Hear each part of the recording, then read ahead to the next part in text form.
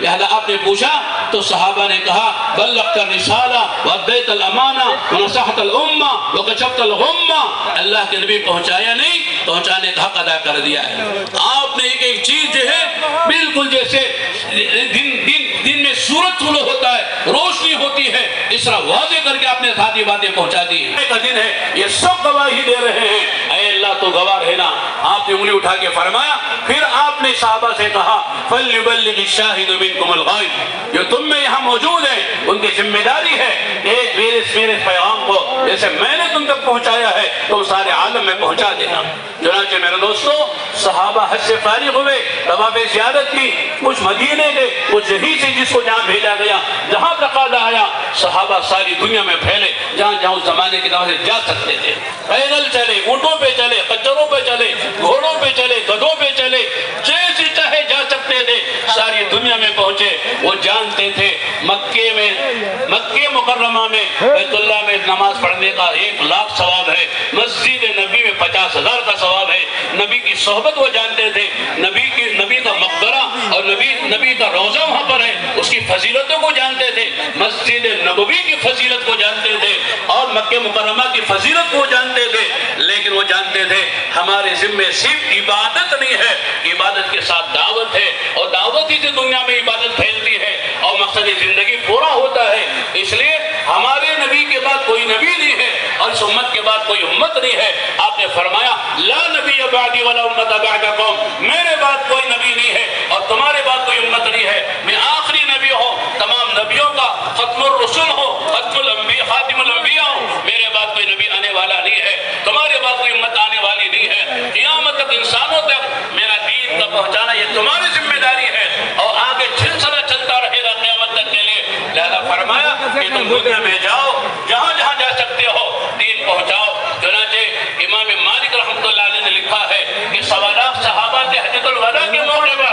لیکن مکہ مکرمہ کا جو قبرستان ہے اس کو جنت البقیع کہتے ہیں، اور مدینہ منورہ کا قبرستان اس کو جنت المعلیٰ کہتے ہیں۔ ان دونوں قبرستانوں میں صرف 10,000 صحابہ کی قبریں ملتی ہیں، باقی 1,15,000 صحابہ کہاں گئے؟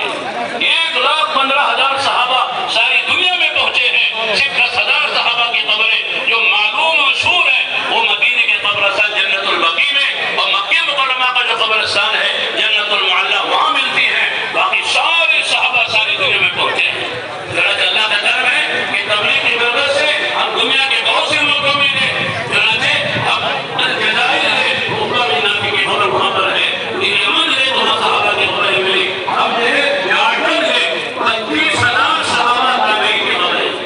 جارڈن میں 25,000 صحابہ تابعین کی خبریں ہیں۔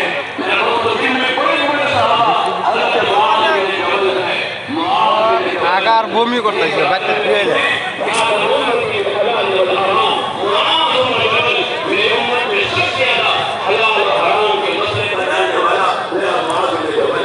ان کی خبر پر آج بھی آمینہ ہے، یہ کتبہ لکھا ہوا ہے کہ معاذ بن جبل جو ہے آقا نے کی سرٹیفکیٹ دی ہے، شہادت دی ہے، عالم امتی بالحلال والحرام، معاذ بن جبل وہ بھی وہاں آرام کر رہے ہیں، ان کی بیوی اور ان کے بیٹی کی خبر بھی وہاں پر ہے، آج بھی ان کی خبر سے خوشبو پھوٹتی ہے اور جانے والا اسے محسوس کرتا ہے، ان کی خبر سے خوشبو نکل رہی ہے۔ حضرت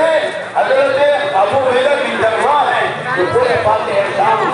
شام کے فاتح ہیں، جن کے بارے میں آقا نے فرمایا تھا لِكُلِّ أُمَّةٍ أَمِينٌ وَأَمِينُ هَذِهِ الْأُمَّةِ أَبُو عُبَیدہ بن جراح، ہر امت کا امین ہوتا ہے، میری امت کا امین ابو عبیدہ بن جراح ہے۔ تو وہاں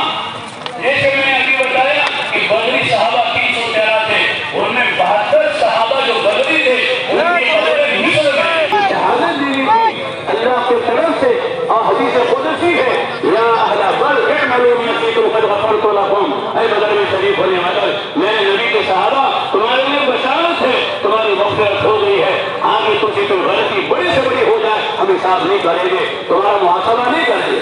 ایسے 72 صحابہ بدری صحابہ میں سے وہ مصر میں آرام کر رہے ہیں۔ مصر جو ہے وہ عرب کا ملک نہیں ہے، وہ میرے دوستوں ایشیا کا بر-اعظم ایشیا میں نہیں ہے، وہ تو افریقہ میں ہے۔ الگ بات ہے کہ وہ عربی بولتے ہیں، گورے لوگ ہیں، لیکن وہ حجاز کو چھوڑ کر مکہ مدینے کو چھوڑ کر اور اسی طرح سے ایشیا